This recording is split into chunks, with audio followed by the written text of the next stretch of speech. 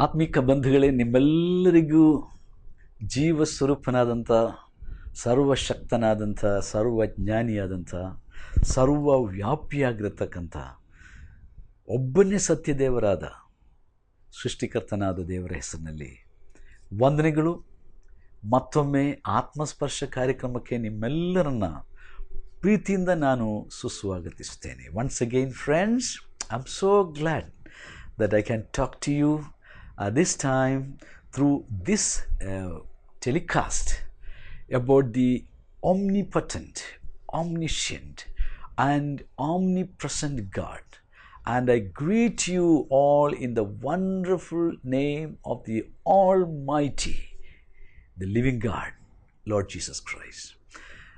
So, as we enter into our program, I just welcome you all to have a moment of prayer that God would open our spiritual eyes, that God would give us the spiritual understanding, that the Holy Spirit would touch our soul and our spirit and also our body, that we may experience His fresh touch this morning.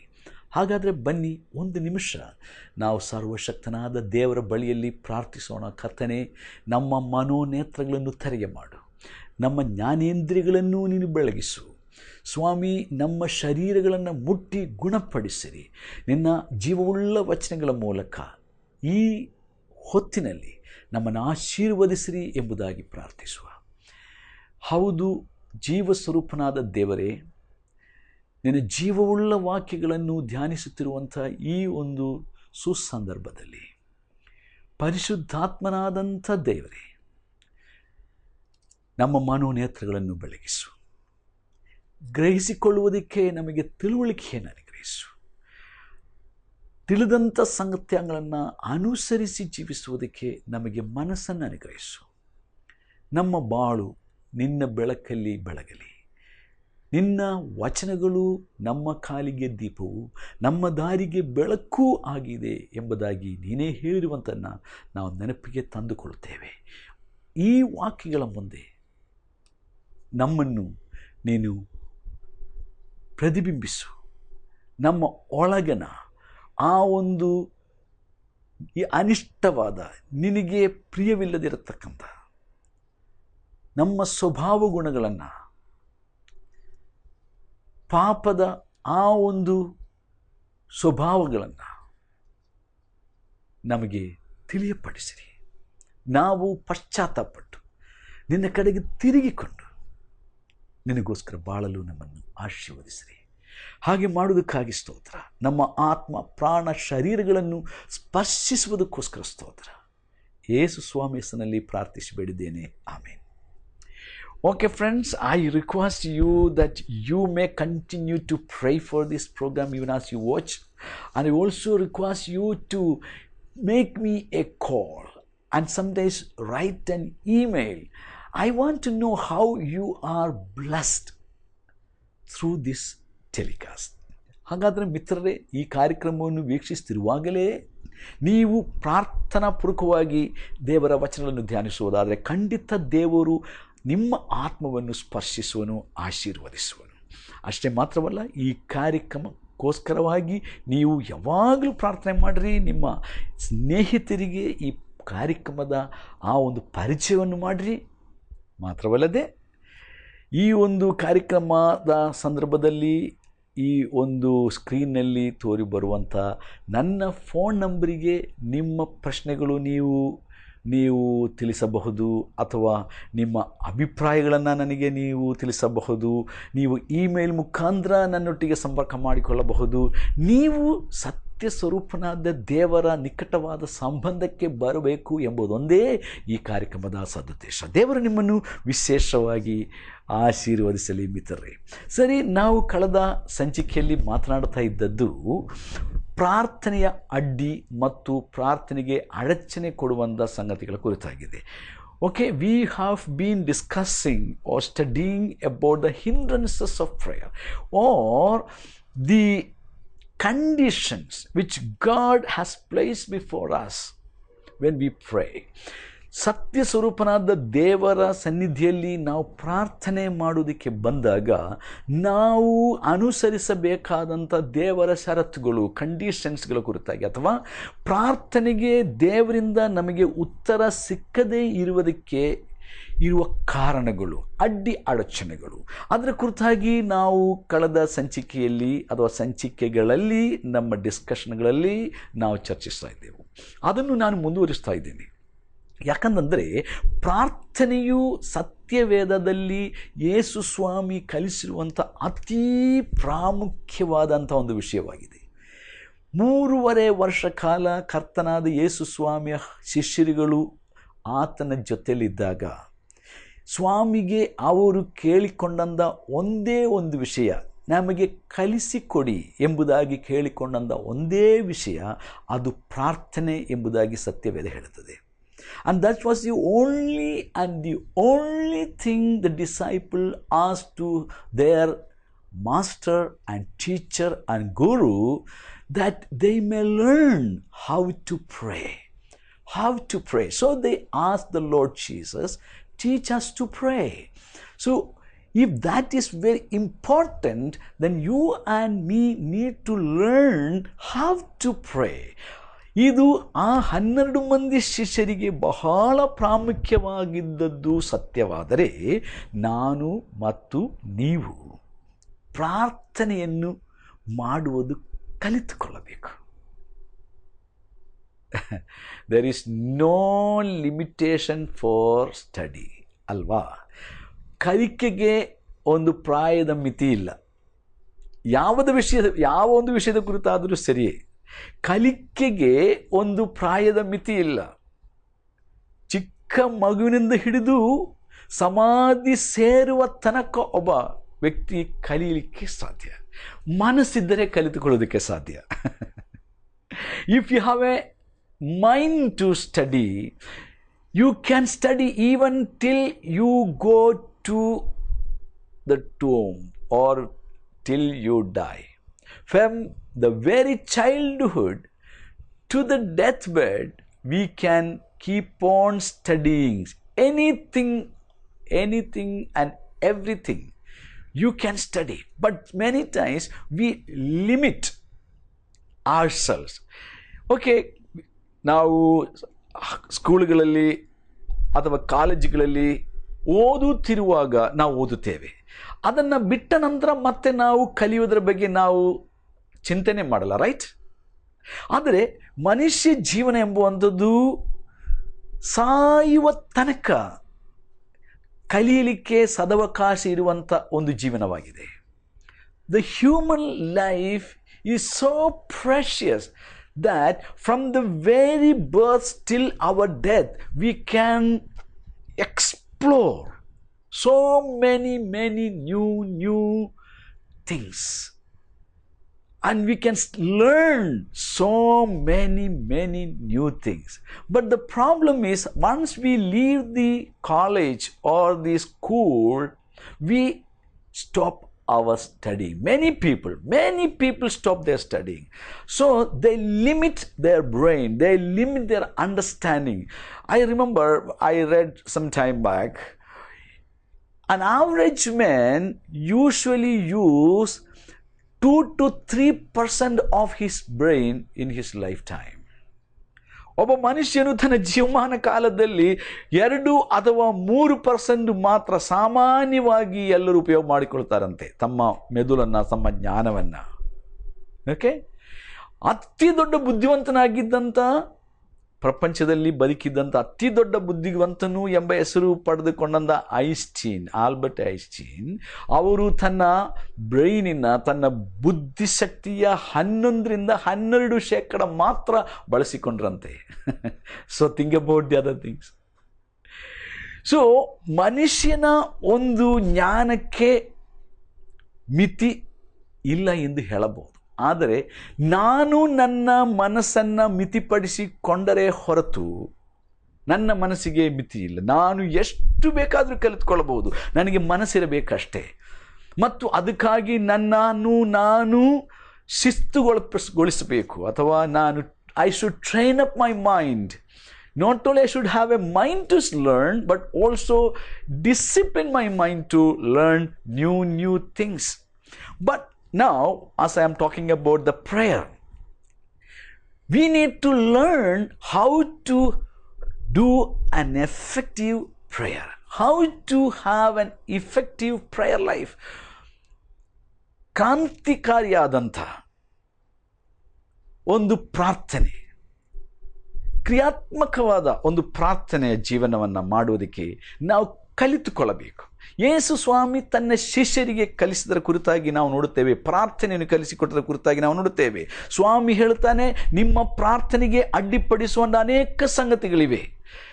Bible gives us number of points which obstructs or which blocks the answer to our prayers. ಪಾಪ ನಮ್ಮ ಪ್ರಾರ್ಥನೆಗೆ ಅಡ್ಡಗೋಡೆಯಾಗಿದೆ ಎಂಬುದಾಗಿ ನಾನು ಹೇಳಿದೆ. ದೇವರಲ್ಲಿ ಸತ್ಯ ದೇವರಲ್ಲಿ ಸರಿಯಾದ ನಂಬಿಕೆ ಇಲ್ಲದೆ ನಾವು ಪ್ರಾರ್ಥನೆ ಮಾಡಿದರೆ ನಮ್ಮ ಪ್ರಾರ್ಥನೆಗಳಿಗೆ ಉತ್ತರ ಸಿಕ್ಕುವುದಿಲ್ಲ ಅಂತ ನಾನು ಹೇಳಿದೆ. ಮೂರನೇದಾಗಿ ದೇವರಂತ ಅಥವಾ ದೇವರಲ್ಲಿ ಇದ್ದಂಥ ನಂಬಿಕೆ ನಮ್ಮಲ್ಲಿರಬೇಕು ಎಂಬುದಾಗಿ ನಾನು ಹೇಳಿದೆ. ನಾಲ್ಕನೇದಾಗಿ ನಾವು ಬೇಡಿದ್ದನ್ನು ಆಗಲೇ ನಮಗೆ ಹೊಂದಿದೆ, ನಮಗೆ ಸಿಕ್ಕಿದೆ ಎಂಬುದಾಗಿ ನಂಬಿಕೊಂಡು ಪ್ರಾರ್ಥನೆ ಮಾಡಬೇಕು ಅಂತ ನಾನು ಹೇಳಿದೆ. ಹೀಗೆ 4 ವಿಷಯಗಳನ್ನು ನಾನು ಈಗಾಗಲೇ ಹೇಳಿದೆ. The first hindrance, sin is the hindrance, and the second is if we do not have true faith in the true God and pray, that prayer will never be answered. And thirdly, we must have the faith of God, just like the faith God the Creator has.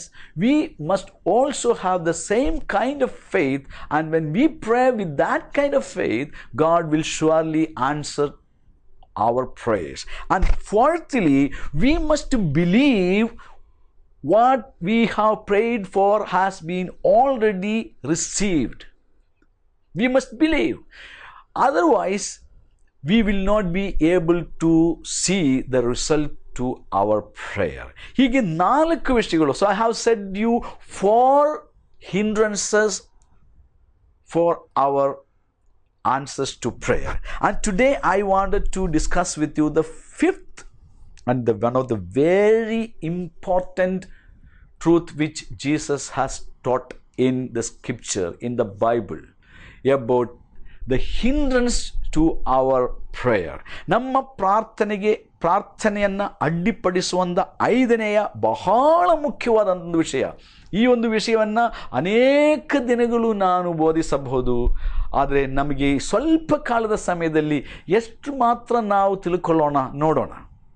So within this short time, I cannot explain so much about this very important subject. This very important principle, or the 5th hindrance to our prayer. That is a very big subject. We can keep on studying on this very subject for hours together. But within this short time, I don't know how much I can explain to you or I can feed you. But maybe in the days to come, ಮುಂದಿನ ದಿನಮಾನಗಳಲ್ಲಿ ನಾವು ಹೆಚ್ಚಾಗಿ ಅದರ ಬಗ್ಗೆ ಬಹುಶಃ ನಮಗೆ ಧ್ಯಾನ ಮಾಡೋದಕ್ಕೆ ದೇವರ ಅವಕಾಶ ಕೊಡಲಿ.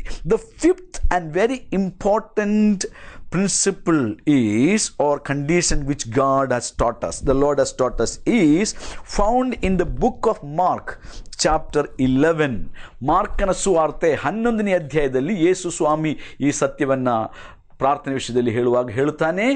ನೋಡ್ರಿ, 25ನೇ ವರ್ಷದಲ್ಲಿ verse 25 of Mark chapter 11. And it says, ಇದಲ್ಲದೆ ನೀವು ನಿಂತುಕೊಂಡು ಪ್ರಾರ್ಥನೆ ಮಾಡುವಾಗಲ್ಲ ಯಾರ ಮೇಲೆ ಏನಾದರೂ ವಿರೋಧವಿದ್ದರೆ ಅದನ್ನು ಅವನಿಗೆ ಕ್ಷಮಿಸಿರಿ. ಕ್ಷಮಿಸಿದರೆ ಪರಲೋಕದಲ್ಲಿರುವ ನಿಮ್ಮ ತಂದೆಯೂ ಸಹ ನಿಮ್ಮ ತಪ್ಪುಗಳನ್ನು ನಿಮಗೆ ಕ್ಷಮಿಸಿ ಬಿಡುವನು ಅಂದನು. ನೋಡ್ರಿ, ದೇವರ ವಚನವು ಬಹಳ ಸ್ಪಷ್ಟವಾಗಿ ಹೇಳುತ್ತದೆ, ನಾವು ಪ್ರಾರ್ಥನೆಗೋಸ್ಕರವಾಗಿ ಮೊಣಕಾಲೂರುವಾಗ, ಪ್ರಾರ್ಥನೆಗೋಸ್ಕರ ನಿಂತುಕೊಳ್ಳುವಾಗ ನಾವು ಹೇಗೆ ಪ್ರಾರ್ಥನೆ ಮಾಡಬೇಕು? ನಮಗೆ ಯಾರ ಮೇಲೆ ಏನಾದರೂ ವಿರೋಧವಿದ್ದರೆ ಅದನ್ನು ಅವನಿಗೆ ಕ್ಷಮಿಸಬೇಕು. ಕ್ಷಮಿಸಿದರೆ ನಾವು ಆ ವ್ಯಕ್ತಿಯನ್ನು ಕ್ಷಮಿಸಿಕೊಂಡು ಪರಲೋಕದಲ್ಲಿರುವ ಸ್ವರ್ಗದಲ್ಲಿರುವ ದೇವರಲ್ಲಿ ಬೇಡಿಕೊಂಡರೆ ಸ್ವರ್ಗದ ತಂದೆಯಾದ ದೇವರು, ನಮ್ಮ ಸೃಷ್ಟಿಕರ್ತನಾದ ಪರಮಾತ್ಮ ದೇವರು ನಮ್ಮ ತಪ್ಪುಗಳನ್ನು ಕ್ಷಮಿಸಿ ಬಿಡುವನು. So unforgiveness is the very very strong hindrance for an answered prayer. Unforgiving spirit. ಇಲ್ಲಿ ಬಹಳ ಸ್ಪಷ್ಟವಾಗಿ ಯೇಸು ಸ್ವಾಮಿ ಹೇಳ್ತಾನೆ, ನೀವು ಪ್ರಾರ್ಥನೆಗೋಸ್ಕರ ನಿಲ್ಲುವಾಗ, ಪ್ರಾರ್ಥನೆಗೋಸ್ಕರ ನೀವು ಮೊಣಕಾಲೂರುವಾಗ, ಪ್ರಾರ್ಥನೆಗೋಸ್ಕರವಾಗಿ ನಿಮ್ಮನ್ನು ತೊಡಗಿಸಿಕೊಳ್ಳುವಾಗ ಹೇಗೆ ಪ್ರಾರ್ಥಿಸಬೇಕು? ನಿಮಗೆ ಯಾರ ಮೇಲೆಯಾದರೂ ಏನಾದರೂ ವಿರೋಧ ಇರುವುದಾದರೆ ನೀವು ಆ ವ್ಯಕ್ತಿಯನ್ನು ಕ್ಷಮಿಸಿ ಬಿಡಬೇಕು, ಮನಸಾರೆ ಕ್ಷಮಿಸಿಬಿಡಬೇಕು. ಇದರ ಕುರಿತಾಗಿ ಬೇರೆ ಕಡೆಗಳಲ್ಲಿ ಬರೆದದೆ, ಬಟ್ ಈಗ ನಾವು ಓದುವಾಗ ನಾವು ಅದರ ಬಗ್ಗೆ ಮತ್ತೆ ನೋಡೋಣ. ಬಟ್ ನಾವು ಕ್ಷಮಿಸದಿದ್ದರೆ, ಕ್ಷಮಾಪಣೆ ಕೊಡುವುದಕ್ಕೆ ಮನಸ್ಸಿಲ್ಲದೆ ನಾವು ಕ್ಷಮಿಸುವ ಸೃಷ್ಟಿಕರ್ತ ತಂದೆ ದೇವರಲ್ಲಿ ಪ್ರಾರ್ಥನೆ ಮಾಡಿದರೆ ದೇವರು ನಮ್ಮ ಪ್ರಾರ್ಥನೆಗಳಿಗೆ ಉತ್ತರ ಕೊಡಲ್ಲ. ಪ್ರಾರ್ಥನೆ ಬಹಳ important. Prayer is a very very important weapon, spiritual weapon which the Bible teachers. ಸತ್ಯವೇದವು, ಬೈಬಲ್ ಗ್ರಂಥ ಕಲಿಸುವಂಥ ಬಹಳ ಬಲವಾದ ಆತ್ಮಿಕ ಆಯುಧವಾಗಿದೆ ಪ್ರಾರ್ಥನೆ. ಪ್ರಾರ್ಥನೆ ಮಾಡುವುದು ಅಗತ್ಯ, ಪ್ರಾರ್ಥನೆ ಮಾಡಲೇಬೇಕು, ಇವೆಲ್ಲ ಆಗಲೇ ನಾನು ಹೇಳಿದೆ. ಬಟ್ ಪ್ರಾರ್ಥನೆ ಮಾಡುವಾಗ ಆ ಪ್ರಾರ್ಥನೆಯು ಹೇಗಿರಬೇಕು? ಪ್ರಾರ್ಥನೆ ಮುಖ್ಯ. ಆದರೆ ಮುಖ್ಯವಾದ ಕೆಲಸದಲ್ಲಿ ನಮ್ಮನ್ನು ತೊಡಗಿಸಿಕೊಳ್ಳುವಾಗ ನಾವು ಹೇಗೆ ಪ್ರಾರ್ಥನೆ ಮಾಡಬೇಕು? Prayer is a very very important work. But when we do this work, if God has to work on our behalf, then we must pray in the principle which God has laid before us. There is no greater work for a true Christian than this work of prayer. ಪ್ರಾರ್ಥನೆ ಎಂಬ ಕೆಲಸಕ್ಕಿಂತ ಪ್ರಾಮುಖ್ಯವಾದ ಇನ್ನೊಂದು ಕೆಲಸ ಒಬ್ಬ ಸದ್ಭಕ್ತನಿಗೆ ಇಲ್ಲ ಮಿತ್ರನೇ. ಆದರೆ ಈ ಅತಿ ಶ್ರೇಷ್ಠವಾದ ಅತಿ ಮುಖ್ಯವಾದ ಪ್ರಾರ್ಥನೆಯ ಕೆಲಸ ಮಾಡುವಾಗ ಅದು ಹೇಗೆ ಮಾಡಬೇಕು? ನಮಗೆ ತಪ್ಪು ಮಾಡಿದವರನ್ನು ನಾವು ಕ್ಷಮಿಸಿಕೊಂಡು ಪ್ರಾರ್ಥಿಸಬೇಕು. ನಮಗೆ ವಿರೋಧ ಮಾಡಿದವರನ್ನು ನಾವು ಕ್ಷಮಿಸಿಕೊಂಡು ಪ್ರಾರ್ಥನೆ ಮಾಡಬೇಕು. ಓಕೆ, ಯೇಸು ಸ್ವಾಮಿ ಮತ್ತಾಯನ ಸುವಾರ್ತೆ 6ನೇ ಅಧ್ಯಾಯದಲ್ಲಿ ಒಬ್ಬ ಸದ್ಭಕ್ತನ ಪ್ರಾರ್ಥನೆ ಹೇಗಿರಬೇಕು ಎಂಬುದಾಗಿ ಕಲಿಸಿಕೊಡುವಾಗ ಯೇಸು ಸ್ವಾಮಿ ಹೇಳುತ್ತಾರೆ ನೋಡ್ರಿ, 6ನೇ ಅಧ್ಯಾಯ, ಮತ್ತಾಯನ ಸುವಾರ್ತೆ 6ನೇ ಅಧ್ಯಾಯದಲ್ಲಿ ಅಲ್ಲಿ ನಾವು ನೋಡುತ್ತೇವೆ 12ನೇ ವಚನದಲ್ಲಿ, ನಮಗೆ ತಪ್ಪು ಮಾಡಿದವರನ್ನು ನಾವು ಕ್ಷಮಿಸಿದಂತೆ ನಮ್ಮ ತಪ್ಪುಗಳನ್ನು ಕ್ಷಮಿಸು ದೇವರೇ. Forgive our sins, our trespasses, O Father who is in heaven, just as I have forgiven their trespasses to me. ನನಗೆ ತಪ್ಪು ಮಾಡಿದವರನ್ನು ನಾನು ಹೇಗೆ ಕ್ಷಮಿಸಿರುತ್ತೇನೋ ಅದೇ ಪ್ರಮಾಣದಲ್ಲಿ, ಅದೇ ಪರಿಮಾಣದಲ್ಲಿ ನನ್ನ ತಪ್ಪುಗಳನ್ನು ಸ್ವರ್ಗದ ತಂದೆಯೇ ನನ್ನನ್ನು ಕ್ಷಮಿಸು ಎಂಬುದಾಗಿ ಬೇಡಿಕೊಳ್ಳಬೇಕೆಂದು ಸ್ವಾಮಿ ಹೇಳಿದ್ದಾರೆ. ಹಾಗಾದರೆ ನಾವು ನಮ್ಮ ತಪ್ಪುಗಳನ್ನು ಕ್ಷಮಿಸದೆ ಎಷ್ಟು ಗಂಟೆಗಳು ಪ್ರಾರ್ಥನೆ ಮಾಡಿದರು, ಹೇಗೆಲ್ಲ ಪ್ರಾರ್ಥನೆ ಮಾಡಿದರು, ಅದು ಕಿರಿಚಿಕೊಂಡು ಪ್ರಾರ್ಥನೆ ಮಾಡಿದರು, ಬೊಬ್ಬೆ ಹಾಕ್ಕೊಂಡು ಪ್ರಾರ್ಥನೆ ಮಾಡಿದರು, ಕಣ್ಣೀರು ಸುರಿಸಿಕೊಂಡು ಪ್ರಾರ್ಥನೆ ಮಾಡಿದರು, ಅದು ಎಲ್ಲ ವಾದ್ಯಘೋಷದಿಂದ ಪ್ರಾರ್ಥನೆ ಮಾಡಿದರು, ದೇವರು ನಮ್ಮ ಪ್ರಾರ್ಥನೆ ಕೇಳಲ್ಲ ಅಂತ ಹೇಳಿದ ಅರ್ಥ ನಮ್ಮ ಪ್ರಾರ್ಥನೆಗಳಿಗೆ ದೇವರು ಸಕಾರಾತ್ಮಕವಾಗಿ ಉತ್ತರಿಸುವುದಿಲ್ಲ. God will not listen when we pray without forgiving others' trespasses. That doesn't mean that God does not listen. What does simply mean that God will not give you a positive answer to your prayer.